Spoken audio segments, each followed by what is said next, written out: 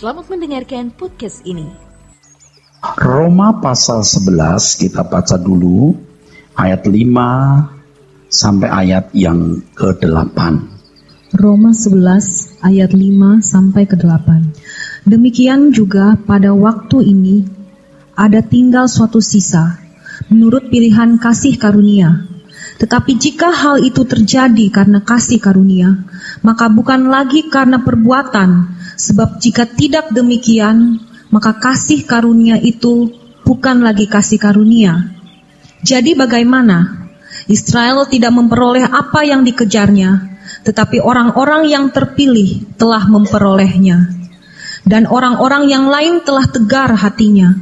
Seperti ada tertulis, Allah membuat mereka tidur nyenyak, memberikan mata untuk tidak melihat, dan telinga untuk tidak mendengar, sampai kepada hari sekarang ini. Dan Daud berkata, biarlah jamuan mereka menjadi jerat dan perangkap, penyesatan dan pembalasan bagi mereka. Dan biarlah mata mereka menjadi gelap, sehingga mereka tidak melihat, dan buatlah punggung mereka terus-menerus membungkuk. Ya, Bapak Ibu saudara sekalian, kita telah sama-sama memperhatikan kitab Yesaya, ya. Jika Tuhan tidak menyisakan orang-orang, maka keadaan kita seperti Sodom dan Gomora. Dan ayat itu telah menjadi landasan premis bahwa Allah menentukan sepihak orang-orang tertentu yang dipilih Tuhan untuk selamat. Roma pasal 11 ayat 5 sampai 8 juga begitu. Dan kita telah membedahnya. Dan saya berharap Anda tidak menutup hati karena premis yang sudah terlanjur Anda miliki. Ya, premis itu salah, sangat keliru, salah sekali. Kita mempelajari per ayat, menggali per ayat, bukan sekedar mempertahankan satu statement atau pernyataan. Mari kita belajar Roma 11 ayat 58, harus objektif dan jujur. Bukan karena membela satu ajaran. Saya tidak ikut kelompok Agustinus, Pelagius, Armenian atau Calvin. Saya tidak ikut-ikutan. Saya independence. Kalau dikatakan Pak Eras Calvin, tidak. Saya tidak Calvin. Calvinis, saya bukan Calvinis. Armenian, saya bukan Armenian juga. Oh, Pak Eras Armenian. Saya tidak setuju Armenian yang keselamatan bisa hilang. Jadi bagaimana Pak? Ya ikuti terus karena pelik. Ya. Roma pasal 11 ayat 5 sampai 8 ini menjadi dasar atau landasan teolog-teolog membangun pandangan bahwa Allah menentukan keselamatan setiap individu secara sepihak tanpa melibatkan peran manusia sama sekali. Dengan penafsiran tersebut, maka diajarkan bahwa dalam proses keselamatan kehendak bebas manusia tidak berperan sama sekali. Semua dikerjakan oleh Tuhan tanpa peran manusia. Mereka telah menafsirkan salah ayat-ayat tersebut sehingga melahirkan pandangan yang keliru. Memang kalau dibaca sekilas ayat-ayat itu dapat membangun pandangan demikian, seakan-akan Tuhan menentukan orang selamat dan orang binasa. Bukan karena perbuatan tapi karena kasih karunia. Tetapi kalau digali secara mendalam dan melihat konteksnya secara utuh, tidak demikian. Jangan salah memahami, saya bukan tidak setuju bahwa semua oleh kasih karunia bukan karena perbuatan. Tetapi kita harus melihat dengan perspektif yang benar. Roma 11 ayat 5 sampai 8 tidak boleh dipisahkan dari kisah mengenai Elia.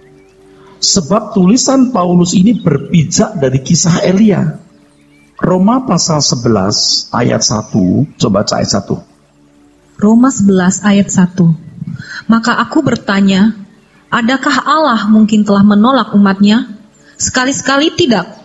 Karena aku sendiri pun orang Israel dari keturunan Abraham, dari suku Benyamin. Allah tidak menolak umatnya yang dipilihnya. Ataukah kamu tidak tahu apa yang dikatakan kitab suci tentang Elia waktu ia mengadukan Israel kepada Allah? Tuhan, Nabi-nabimu telah mereka bunuh, mesbah-mesbahmu telah mereka runtuhkan. Hanya aku seorang dirilah yang masih hidup, dan mereka ingin mencabut nyawaku. Tetapi bagaimanakah firman Allah kepadanya? Aku masih meninggalkan 7.000 orang bagiku yang tidak pernah sujud menyembah Baal. Demikian juga pada waktu ini ada tinggal suatu sisa menurut pilihan kasih karunia. Tetapi jika hal itu terjadi karena kasih karunia... Oke, cukup. Anda melihat itu kalau sekilas begitu, seakan-akan oleh kasih karunia orang tertentu diselamatkan, yang lain tidak. Seakan-akan peran manusia tidak dibutuhkan sama sekali. Yuk kita gali 1 Raja-Raja pasal 19. Kan fairnya begitu, amin? Jujurnya begitu, saudaraku. Saudara jangan ikut-ikutan pandangan yang mengatakan bahwa Allah menentukan sekelompok orang selamat dan yang lain binasa. Itu salah. Betul salah maksudnya. Itu salah ya. Oke. Dalam 1 Raja-Raja 19 tersebut ditunjukkan pergumulan Elia setelah melawan Nabi Baal. 450 Nabi Baal dibunuh karena Elia dapat membuktikan bahwa Allah Yahweh adalah Allah yang benar, bukan Baal. Hal itu membangkitkan kemarahan Isabel, istri Ahab. Isabel mengancam dan bersumpah untuk membunuh Elia. Elia menjadi ketakutan sehingga Elia melarikan diri untuk menyelamatkan nyawanya ke wilayah Israel Selatan, yaitu Yehuda. Dalam keputusasaan, Elia masuk padang gurun, berjalan sehari perjalanan. Ini perjalanan yang menyakitkan. Dia meninggalkan bujangnya atau hambanya, dia masuk padang gurun, dia melintasi padang gurun, dia menyeberang ke Israel Selatan. Waktu itu dia beroperasi di Israel Utara. Ya, Israel Selatan itu diperintah oleh dinasti Daud untuk menyelamatkan diri, saudara. Dalam keputusasaan, Elia minta mati. Sesudah itu ia berbaring dan tidur di bawah pohon arar. Lalu malaikat datang, membangunkan dia, memberikan roti bakar dan kendi berisi air. Itu di padang gurun, saudaraku. Lalu ia makan, tidur lagi. Dibangunkan lagi, suruh makan lagi.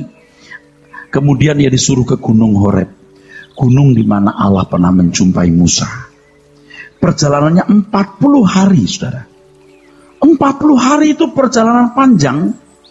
Ini perjuangan berat. Lalu sampai di Horeb dia masuk gua, dia putus asa lagi. Dia berkata, Tuhan, aku mati saja deh. Aku mati saja. Lalu Tuhan mengatakan, jangan begitu, kira-kira gitu. Masih ada 7.000 orang yang tidak menyembah Baal. Lalu Elia harus pergi melakukan beberapa tugas, termasuk mengurapi Elia yang akan menggantikan dirinya. Lalu Elia diangkat Tuhan hidup-hidup dengan kereta api. Waktu sampai di sini hati saya taji. Tuhan itu luar biasa ya saudaraku. Ini hamba Tuhan yang menderita luar biasa loh. Dia membela Tuhan, tapi dia terancam di sendirian, saudara. Tidak heran kalau dia bisa berkata, aku mati saja Tuhan. Sebab Isabel ini kuat. Dia ratu yang kuat, dia bersumpah mau membunuh dia. Ya sebagai manusia dia takut. Kan kalau boleh saya uraikan, barangkali Elia berharap dengan matinya 450 Nabi Baal, Isabel bisa tunduk, Raja Ahab bisa bertobat, dia nyaman. Malah sebaliknya. Tapi Tuhan menghibur dia dengan mendampingi terus. Dengan sabar, apa kerjamu di sini? Ayo makan. Sabarnya Tuhan. Lalu udah sekarang kamu urapi Elisa menggantikan kamu. Lalu kau jemput. Hebatnya Tuhan itu, saudara. Nah, dari kisah ini tidak bisa dibantah. Masih ada 7.000 orang seperti Elia yang masih hidup. Yang tentu saja walau tidak berjuang seperti Elia, di tengah-tengah suasana yang begitu berat, pasti orang-orang yang berani mempertaruhkan nyawanya. Apa artinya 7.000 dibandingkan ratusan ribu bahkan jutaan? 7.000 itu satu angka yang kecil dibanding dengan ratusan ribu bahkan jutaan manusia di Israel yang menyembah Baal. Mereka bisa berkeadaan seperti itu bukan tanpa pertaruhan. Pemikiran kita tidak boleh picik Seakan-akan 7.000 orang bersama Elia dengan mudah tanpa perjuangan dapat bertahan, tidak menyembah Baal. Tentu saja seperti Elia, mereka harus mempertaruhkan hidup demi kesetiaan kepada Yahweh. Itu bukan tindakan Allah sepihak, tapi juga respon dan aksi masing-masing individu. Seperti Elia, kita melihat contoh satu sosok dari 7.000 orang ini. Elia sangat luar biasa, tapi Tuhan menopang.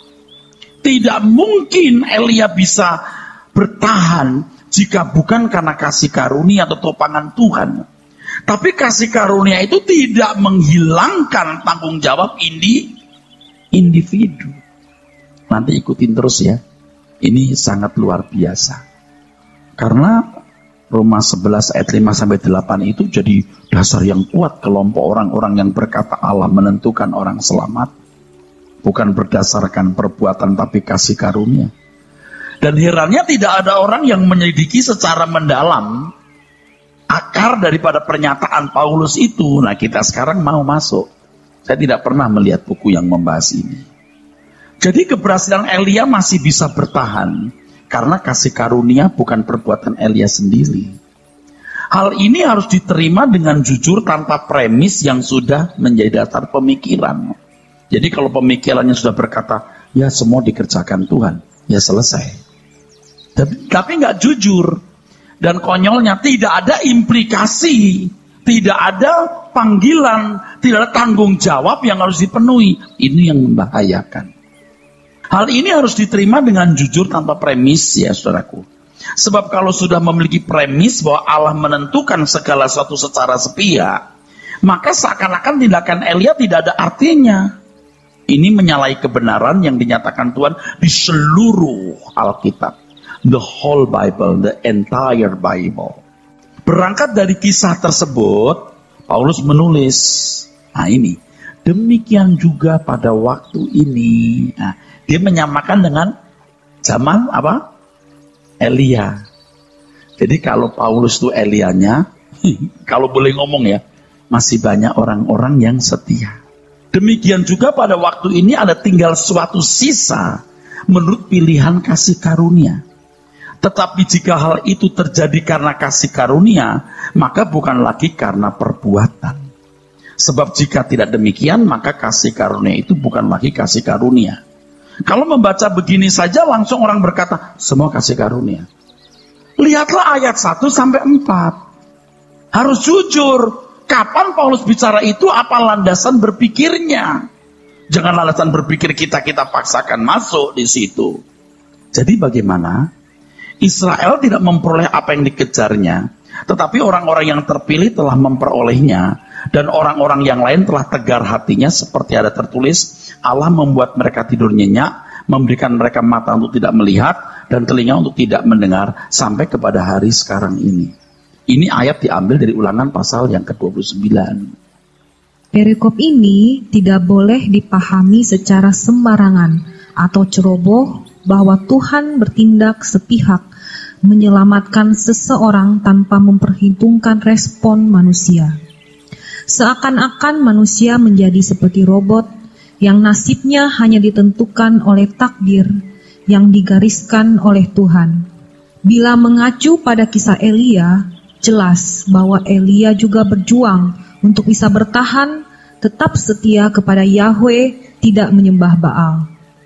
Demikian pula dengan 7.000 orang yang tidak menyembah Baal, mereka harus mempertaruhkan nyawa demi kesetiaan kepada Elohim Yahweh. Hal itu bukan sesuatu yang mudah dan sederhana, tetapi tanpa kasih karunia, mereka tidak akan dapat eksis. Demikian pula dalam keselamatan. Keselamatan terjadi karena kasih karunia. Pertama, karena korban Tuhan Yesus di kayu salib. Kedua, pimpinan Roh Kudus dalam hidup masing-masing individu untuk mencapai keselamatan, yaitu jika keselamatan dipahami dengan benar. Keselamatan artinya bukan hanya terhindar dari neraka dan diperkenan masuk surga, tetapi usaha Tuhan mengembalikan manusia ke rancangan Allah semula. Dalam hal ini, ada dua pihak yang harus sama-sama aktif, pihak Allah dan manusia. Ya, begini. Kasih karunia dilihat dari dua aspek ini. Perhatikan. Yang pertama, salib. Ini nggak bisa dikerjakan siapa-siapa. Nggak bisa. Yang kedua, pimpinan Roh Kudus. Pimpinan Roh Kudus yang aktif setiap hari. Di dalamnya Tuhan menyediakan kita Injil dan pengharapan. Ini tidak bisa dalam satu hari, tapi sepanjang hidup. Jika Anda memahami keselamatan, yaitu proses dikembalikannya manusia ke dalam rancangan semula Allah. Di situ perlu pihak. Keselamatan adalah usaha Allah atau proses dikembalikannya manusia ke rancangan semula. Kalau usaha Allah mengembalikan, saya khawatir orang terlalu melihat sepihak. Tapi proses dikembalikannya manusia ke rancangan Allah semula. Maka firman Tuhan mengatakan, kerjakan kater gaseste. Dan Allah akan energon memberikan kamu kekuatan. Memberikan kamu kekuatan. Ini kasih karunia dua-duanya. Tapi jangan kita menutup mata terhadap respon dan aksi manusia yang menanggapi kasih karunia ini. Jadi secara nalar kita setuju dan kita accept. Ini kita harus menerima proses dikembalikannya ke rancangan semula. Jika keselamatan dipahami proses dikembalikannya manusia ke rancangan semula. Tapi kalau keselamatannya dipahami terhindar dari neraka, diperkenan masuk surga, ya sudah stuck di situ. Nanti implikasinya luas kalau begitu. Orang nggak bisa sempurnanya di surga. Bukan karena perbuatan. Terus ngapain? Ini betul-betul merusak. Oke, teruskan sekarang. Roma 11 ayat 5. Demikian juga pada waktu ini ada tinggal suatu sisa menurut pilihan kasih karunia. Terus? Tetapi jika hal itu terjadi karena kasih karunia, maka bukan lagi karena perbuatan, sebab jika tidak demikian, maka kasih karunia itu bukan lagi kasih karunia. Ayat-ayat ini tidak boleh dengan ceroboh diartikan bahwa semua terjadi karena Tuhan secara sepihak tanpa respon dan aksi individu perorangan. Sama dengan kalau Elia dan 7.000 yang lain tidak berani mempertaruhkan nyawanya, mereka tidak akan bisa bertahan. Terus baca, barangkali ada yang mencoba menyanggah dengan mengatakan bahwa Elia dan 7.000 orang bisa bertahan pun karena Tuhan mengerjakan di dalam hati mereka pekerjaannya yang ajaib sehingga mereka bisa bertahan. Seakan-akan Tuhan menyetel ke dalam hati mereka sehingga mereka bisa melakukan segala sesuatu sesuai kehendak Allah. Ini keliru sekali, sebab kalau Tuhan bisa menyetel hati dan pikiran manusia sehingga Elia bisa bertahan, maka Tuhan tidak perlu memberikan peringatan kepada Elia. Tuhan juga tidak perlu memberi makan dan minum kepada Elia yang sedang putus asa dan kecewa, dan Tuhan tidak perlu menampingi Elia. Tetapi ternyata Tuhan mendampingi Elia dalam bentuk peringatan dan nasihatnya. Dalam hal ini ada bagian Tuhan yang Tuhan penuhi dan bagian manusia yang harus manusia penuhi. Begini, saudara, ini prinsip. Kesalahan banyak orang, ya. Tuhan, buat aku mengasihi Engkau. Tuhan, buat aku sabar. Tuhan, buat aku memilih yang benar. Seakan-akan Tuhan itu bisa intervensi di dalam diri manusia. Seakan-akan Tuhan masuk ke sini lalu membuat satu manuver sehingga orang itu bisa bertindak sesuai dengan gerakan roh di sini. Perhatikan, Allah berkarya lewat luar, peringatan, teguran dari luar. Kalaupun Roh Kudus ditaruh di sini, Roh Kudus pun tidak memaksa orang itu. Maka mengapa ada yang bisa mendukakan roh sampai menghujat roh, tidak terima pekerjaan roh? Karena orang punya potensi menolaknya. Anda ngerti saya ngomong apa? Kan, ya orang bisa selamat pun karena Tuhan membuat dia selamat. Tuhan membuat dia beriman. Tuhan membuat orang itu mengasihi Tuhan. Konyol sekali. Jadi Bapak Ibu, Roh Kudus memang memimpin di sini. Tapi Roh Kudus gak paksa orang. Allah berkarya ini sini. Allah turut bekerja dalam segala hal mendatangkan kebaikan, memproses. Apakah orang itu menolak atau menerima tergantung individu itu. Dan satu kalimat yang saya mau ucapkan penting sekali. Roh Kudus itu sangat lemah lembut. Jadi jangan Anda berkata, Tuhan buatlah aku hidup suci. Kamu yang harus berjuang untuk hidup suci. Dan Allah akan mengerjakan banyak hal di luarmu. Engkau meresponi. Dan engkau dengar Roh Kudus pimpin. Kalau engkau tidak nurut, engkau gak akan bisa berubah.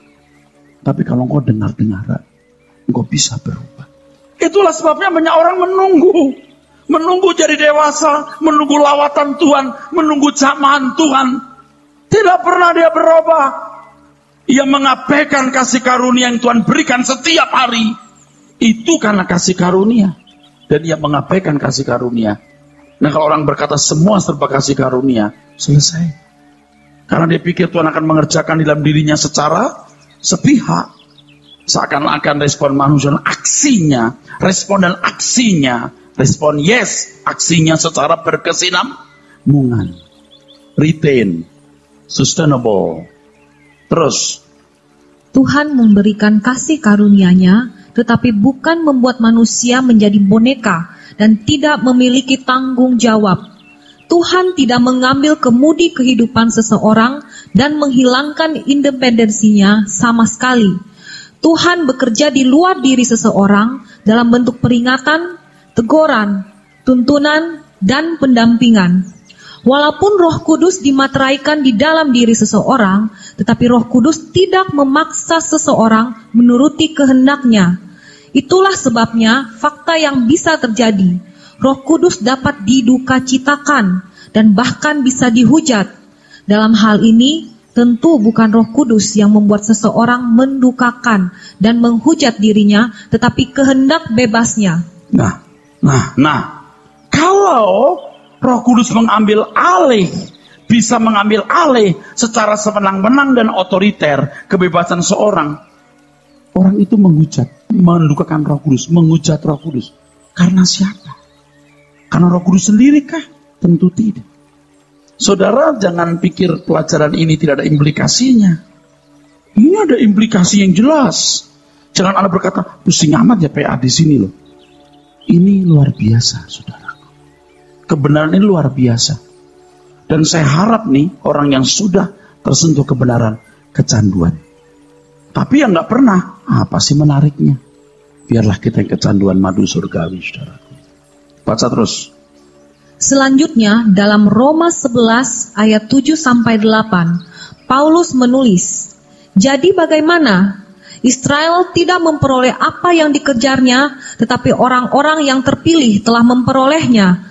Dan orang-orang yang lain telah tegar hatinya, seperti ada tertulis, Allah membuat mereka tidur nyenyak, memberikan mata untuk tidak melihat, dan telinga untuk tidak mendengar, sampai kepada hari sekarang ini." Ayat-ayat ini mengesankan bahwa Tuhan secara sembarangan mengeraskan hati orang-orang tertentu, sehingga mereka tidak dapat mengenal anugerah dan memilikinya. Seakan-akan Tuhan dengan sewenang-wenang membuat orang tertidur nyenyak, membuat mata tidak melihat, dan telinga tidak mendengar untuk memperoleh apa yang baik dari Tuhan, yaitu anugerahnya. Saudara, Firaun hatinya dikeraskan pun itu juga ada alasannya. Tapi saya lihat buku-buku teologi cuma satu kalimat, Firaun pun dikeraskan hatinya, dalam kurung ayat-ayatnya. Saya terganggu, upset. Ketika kita menggali ayat-ayat ini, ternyata mereka salah membuat premis, asumsi dasar. Terus, dalam tulisannya tersebut, Paulus mengutip dalam Ulangan 29 ayat 4. "Tetapi sampai sekarang ini, Tuhan tidak memberi kamu akal budi untuk mengerti, atau mata untuk melihat, atau telinga untuk mendengar." Ya, ini ayat diambil dari situ. Yuk kita melihat ayat itu. Ayo kita lihat konteks mana, di mana itu muncul, dan temukan pelajaran dari kisah itu. Jangan membuat premis dan membuat asumsi tanpa melihat akar atau root masalah Yang dari mana ayat itu diambil? Oke, kita lihat. Baca. Apa yang dikemukakan firman Tuhan melalui Musa ini berkenan dengan ketidaktaatan bangsa itu terhadap Yahweh, yang juga menjadi kausalitas bangsa itu tidak diberkati sehingga dikutuk, dan juga penyebab kegagalan sebagian besar umat Israel sampai ke tanah Kanaan. Ulangan 29 adalah pasal setelah Musa berbicara mengenai berkat dan kutuk. Kalau bangsa Israel taat atau dengar-dengaran, mereka diberkati. Tetapi kalau mereka tidak taat, maka mereka akan dikutuk. Jadi Ulangan 29 didahului dengan pernyataan Musa mengenai berkat dan kutuk. Kalau kamu taat diberkati, tidak taat kamu dilaknati. Baru ayat 29, Ulangan 29 ayat 4. Tapi sampai sekarang ini Tuhan tidak memberi kamu akal budi untuk mengerti, atau mata untuk melihat, atau telinga untuk mendengar. Jangan sembarangan. Baca berikutnya ayat tersebut. Ayat tersebut tidak boleh dengan ceroboh dipahami bahwa Allah sengaja membuat mereka menjadi tidak berakal budi dan tegar tengkuk, sehingga mereka tidak mengerti kehendak Allah. Sebagai akibatnya, mereka juga dikutuk dan gagal menjangkau tanah Kanaan. Tuhan tidak mungkin membuat seseorang tidak berakal budi, terkutuk, dan tidak mencapai tanah Kanaan, karena Tuhan menginginkan demikian. Hanya Tuhan yang gila yang begitu. Hanya Tuhan yang tidak waras pikiran yang berbuat begitu. Sengaja membuat orang jadi bodoh, tidak berakal budi, supaya dikutuk, dan tidak sampai tanah Kanaan. Hanya Tuhan yang gila, yang tidak waras. Tuhan yang jahat yang begitu. Terus baca dulu. Tidak mungkin Tuhan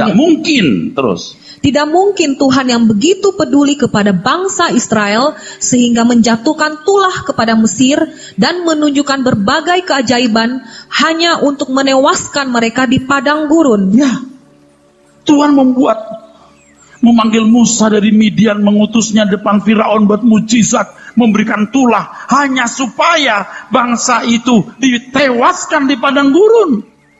Gak mungkin. Terus? Hanya orang yang tidak sehat berpikirnya yang berpandangan demikian. Terus? Allah tidak pernah merancang kecelakaan bagi umat pilihannya. Mereka berkeadaan seperti itu karena pilihan mereka. Ketidaktaatan mereka terhadap kehendak Allah dalam perjalanan membuat mereka tidak berakal budi, sehingga mereka tidak mengerti rencana Allah yang besar bagi mereka. Mereka nggak ngerti rencana Allah yang besar yang ke depan. Mereka tidak berakal budi. Teruskan. Di perjalanan sering bangsa itu bersungut-sungut dan menyesali kepergian mereka dari Mesir. Di antaranya mereka berkata bahwa keadaan di Mesir lebih baik. Mereka merindukan kembali suasana Mesir yang menurut mereka nyaman. Tuhan tidak memberi akal budi kepada orang-orang seperti itu. Dan dari diri mereka sendiri, mereka menolak kasih karunia Allah. Jelas saudara? Nggak mungkin Tuhan tidak memberi akal budi, suka-suka Tuhan. Dasarnya mereka memang menolak untuk berakal budi. Tidak taat, laknat. Taat, berkat. Dimulai dari itu. Dan ternyata mereka tidak taat. Ketidaktaatan itu sudah menunjukkan mereka tidak melihat grand design Tuhan yang besar untuk menjadikan mereka bangsa yang besar di tanah Kanaan. Mereka masih berpikir dengan pola pikir slave, budak. Tidak berpikir sebagai bangsa pilihan, chosen people. Tidak berpikir sebagai bangsa pilihan. Oke, teruskan. Ini bagus nih saudaraku. Paulus menyatakan bahwa keras kepala seperti itu masih dimiliki oleh bangsa Israel di zaman Paulus. Jadi, kalau mereka menolak keselamatan dari Allah, bukan karena Allah menolak mereka. Nah, kan kalimat tadi di ayat yang berapa ya? Di dalam Roma 11 ayat 58, dan mereka sampai sekarang mereka begitu. Coba kita lihat dulu yuk. Sampai sekarang. Harus teliti ya saudaraku. Harus teliti ya. Tapi bagaimanakah firman Allah kepadanya, aku meninggalkan. Demikian juga pada waktu ini. Ada tinggal suatu sisa menurut kasih karunia. Tapi jika hal itu terjadi karena kasih karunia, maka bukan lagi karena perbuatan. Sebab jika tidak demikian, maka kasih karunia itu bukan lagi kasih karunia. Jadi bagaimana Israel tidak memperoleh apa yang dikejarnya, tapi orang-orang yang terpilih telah memperolehnya dan orang-orang yang lain telah tegar hatinya. Seperti ada tertulis, Allah membuat mereka tidur nyenyak, memberikan mata untuk tidak melihat dan telinga untuk tidak mendengar, sampai kepada sekarang ini. Bukan karena Allah menolak. Baca ayat 1 Roma 8. Roma 11 ayat 1. Roma 11 ayat 1. Ya. Maka aku bertanya, adakah Allah mungkin telah menolak umatnya? Sekali-kali tidak. Tidak. Bukan karena Allah menolak. Bukan karena Allah menolak. Jangan you pikir sebagian orang dipilih, Tuhan disisakan Tuhan. Karena Allah menentukan sisa itu. Seakan yang lain ditolak. Apa Allah menolak? Terus? Karena aku sendiri pun orang Israel dari keturunan Abraham. Aku nyatanya nggak ditolak. Jadi salah sekali loh kalau teologi yang mengatakan sebagian orang ditentukan selamat, yang lain binasa. Salah sekali. Dan itu sangat menggusarkan. Teruskan. Maka aku bertanya, adakah Allah mungkin telah menolak umatnya? Sekali-kali tidak.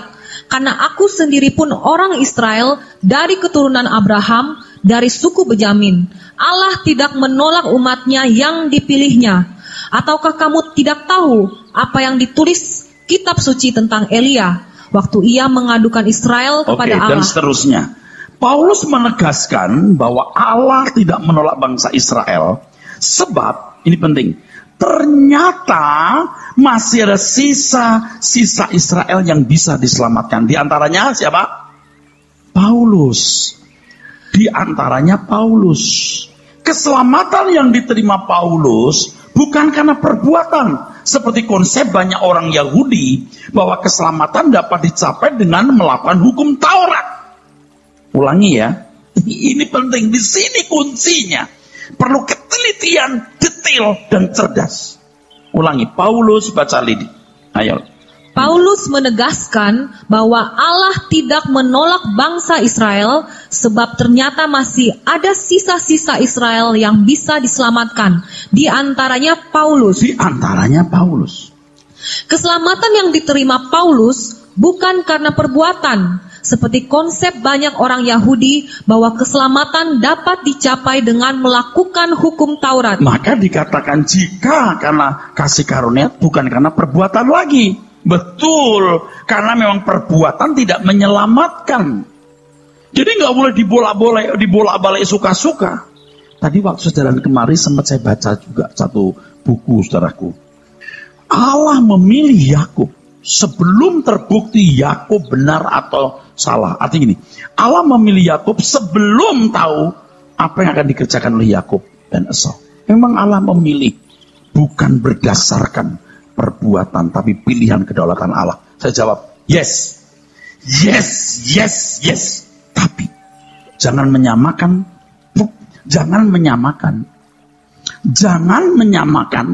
pilihan Yakub dengan pilihan individu. Yakub bicara soal pilihan Israel. Kenapa Allah tidak pilih bangsa Jepang, Afrika, dan lain, tapi pilih Israel? Jangan itu disejajarkan atau paralel dengan pilihan individu. Itu yang salah. Saya setuju. Belum ketahuan perbuatan Yakub. Allah sudah memilih Yakub. Tidak memilih Esau. Karena memang itu kedaulatan Allah. Dia tidak pilih bangsa lain, memilih Yakub. Yakub dalam arti suku bangsa yang jadi umat pilihan.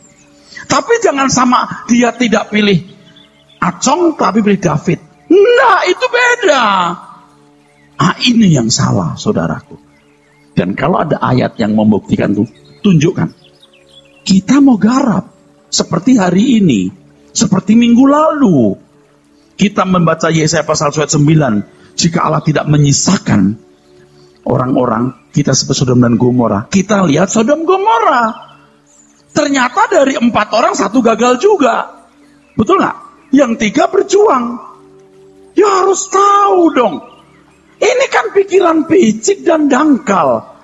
Untuk membela satu doktrin dan premis yang sudah terlanjur mengakar. Kasihan. nanti tidak ada implikasi yang jelas dan panggilan yang benar. Membutuhkan kerja keras untuk menemukan ini, saudaraku. Sama kalau saudara sekarang nggak sungguh-sungguh, Anda tidak akan bisa mencapai target yang Tuhan kehendaki, dikembalikannya ke rancangan semula. Kalau berkata kita sudah diselamatkan, Allah menentukan, lalu what next? Ya kita harus setia. Kalau kita bisa endurance, kita bisa bertahan pun karena kasih karunia. Karena ini ketekunan dari Tuhan. Ya sudah. Jadi agama apa nggak jelas. Tuhan berkata, berjuanglah masuk jalan sempit. Oke, teruskan baca. Keselamatan bisa terjadi dalam kehidupan seseorang karena kasih karunia. Di dalam kasih karunia tersebut terdapat korban Kristus di kayu salib yang mengangkat dosa manusia, dan di dalam kasih karunia tersebut juga terdapat fasilitas untuk pertumbuhan rohani guna dikembalikan ke rancangan semula Allah. Betul nggak saudara? Yang harus ngerti grand design-nya. Itu kasih karunia memang. Tapi kan kalau orang Yahudi nggak mengenal itu, yang dia kenal makan hukum Taurat, baru dibenarkan. Lalu Paulus mengatakan, bukan karena hukum Taurat, bukan karena perbuatan, tapi karena kasih karunia. Nah, di dalam kasih karunia itu ada apa yang harus tahu. Jangan berpikir dangkal. Pokoknya perbuatan bagaimanapun nggak buat kamu selamat. So kamu selamat karena kasih karunia. Dalam kasih karunia ada pilihan. Apa kamu ditentukan selamat tidak? Kalau nggak ditentukan, ya memang kamu akan selamat. Kelihatannya benar, tapi itu salah. Terus. Hal ini bukan berarti respon dan aksi manusia tidak dibutuhkan. Paulus merespon panggilan Tuhan dengan bersedia percaya kepada Tuhan setelah dijumpai Tuhan di perjalanan ke kota Damsyik ketika hendak menganiaya orang Kristen. Kisah Para Rasul 9. Berbeda dengan Nikodemus yang menjumpai Tuhan Yesus di tengah malam, tetapi tetap tidak bersedia mengikut jalan Tuhan dan mengalami kelahiran baru. Berbeda dengan Paulus, setelah perjumpaan dengan Tuhan Yesus, ia pergi ke Arab, meninggalkan keluarga dan semua kehormatannya untuk belajar dari Tuhan kebenaran Injil. Galatia 2 ayat 6-8. Dalam pernyataannya, Paulus mengatakan, tetapi apa yang dahulu merupakan keuntungan bagiku, sekarang kuanggap rugi karena Kristus. Malahan segala sesuatu kuanggap rugi, karena pengenalan akan Kristus Yesus, Tuhanku, lebih mulia daripada semuanya. Oleh karena dialah, aku telah melepaskan semuanya itu dan menganggapnya sampah, supaya aku memperoleh Kristus. Saudara harus membedakan Paulus dan Nikodemus. Karena ada orang berkata, Tuhan kalau sudah memilih orang, Tuhan memojokkan orang itu sampai tidak bisa berkutik. Dia mesti menerima. Ada. Dia harus pinter dong. Itu Paulus dipaksa juga bertobat. Satu, saya mau kasih tahu. Paulus tuh bisa menolak juga. Aku Yesus yang kamu aniaya. Bukan, bisa. Tapi dasarnya Paulus itu menghaus akan Allah. Dia membunuh orang-orang Kristen. Karena dia membela Yahweh loh. Bukan karena dia mau suka-suka. Wah jahat banget Paulus itu ya. Dia bunuh orang Kristen. Dia tidak tahu. Dia membela Allah yang diyakini benar. Emang Allah yang benar itu. Tapi jalannya salah. Tuhan yang menjumpai siapa? Paulus. Saulus waktu itu namanya jadi Paulus. Ini beda Nikodemus yang menjumpai Yesus. Loh, yang menjumpai langsung malah nggak bertobat. Betul? Kok begitu? Yang tidak ingin menjumpai, dijumpai tapi bertobat. Setelah itu Paulus pergi ke Arab. Dia belajar Injil. Jadi ini pesan yang bagus bahwa Arab waktu itu juga sudah mengenal Kristen. Itu 600 tahun sebelum ada agama Islam. Jadi Injil Alkitab sudah sampai di Arab, sampai di Alexandria, sampai di Mesir. Irak, Iran, Suriah.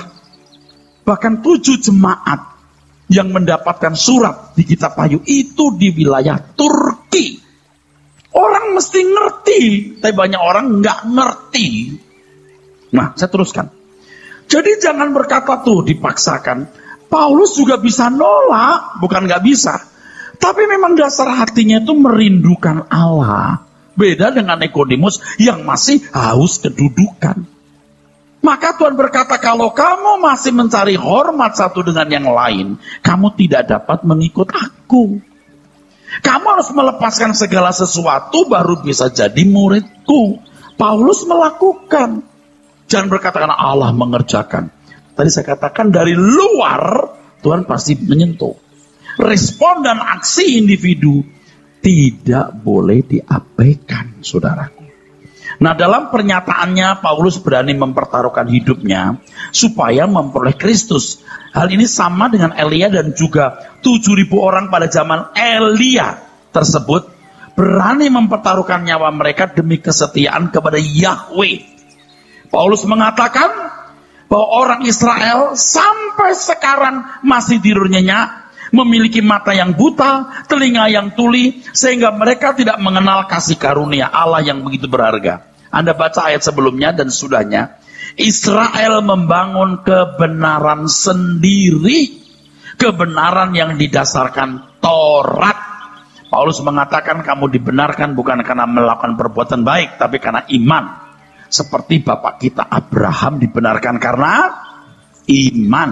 Tapi jangan kemudian memahami bahwa iman itu aktivitas nalar. Iman itu bukan hanya aktivitas nalar. Iman itu tindakan. Tindakan. Iman bukan hanya nalar, tindakan. Tindakan seperti yang Abraham lakukan. Mempertaruhkan segenap hidup demi panggilan yang Tuhan berikan kepadanya. Apakah Anda memiliki respon dan aksi yang memadai terhadap Tuhan Yesus? Itu masalahnya. Apakah sama seperti orang lain yang merasa percaya kepada Tuhan Yesus cukup dengan ke gereja jadi orang Kristen? Ini keliru. Menjadi Kristen artinya diajak untuk menikmati dunia lain, bukan dunia hari ini. Kalau agama masih orientasinya dunia sekarang, saudara. Apalagi agama Yahudi. Nah, banyak orang Kristen menyamakan pola hidup dan sejarahnya Israel dengan hidup kita. Ini yang rusak. Dulu juga saya begitu. Sekarang saya mengerti. Wah, iman itu luar biasa. Jadi kalau orang Yahudi menolak jalan keselamatan dan membangun kebenaran sendiri dengan melakukan hukum Taurat, mereka akhirnya tidak memiliki keselamatan. Bukan karena Allah menolak, mereka yang membangun kebenaran sendiri dengan melakukan hukum Taurat. Akhirnya bangsa Israel tidak bisa menemukan kasih karunia. Sedangkan orang-orang yang terpilih menemukannya. Orang yang terpilih termasuk Paulus. Dan bangsa kafir seperti kita, orang Indonesia, orang Jepang, orang Tionghoa, semua yang tidak mengenal Allah yang benar, bisa mengenal Allah yang benar. Jadi mereka yang terpilih, mereka yang merespon dan memiliki aksi yang benar, menyambut kasih karunia itu. Saya merasa betapa sedih Tuhan melihat orang-orang Kristen yang tidak mengerti panggilan menjadi orang yang mengikut Dia. Tapi Tuhan Yesus itu lemah lembut, saudara, lembut. You mau silahkan, gak mau ya sudah. Ini pertarungan yang luar biasa. Dan Tuhan seperti membiarkan. Mau ikut Tuhan dengan sungguh-sungguh atau tidak ikut Tuhan dengan sungguh-sungguh. Tuhan seperti membiarkan, saudaraku. Nah, kitanya yang mestinya harus dengan kerelaan melangkah. Jangan main-main dengan doktrin yang salah itu akan mengkungkung orang pada belenggu hidup keagamaan. Nanti tekanannya pasti yang satu tekanan pada berkat jasmani, yang lain karunia roh, yang lain musiknya dibuat megah indah, yang boten-boten. Bukan gak boleh. Tapi intinya bagaimana kita diubahkan menjadi seperti Kristus. Bagaimana gereja besar, gereja megah, yang lain kemakmuran, bagaimana diberkat dalam materi, yang lain bicara soal karunia-karunia roh, bagaimana buat mujizat. Jadi yang enggak karu-karuan. Yang lain bagaimana musiknya megah, dibuat konser segala macam. Bukan nggak boleh. Jadi wasting time. Kita jangan begitu, saudaraku. Bukan nggak boleh. Kita harus beri musik yang terbaik. Tapi ini bukanlah prioritas. kebenaran yang kita pelajari itu yang prioritas. Makanya ya Bapak Ibu, kita harus mengerti kebenaran. Amin.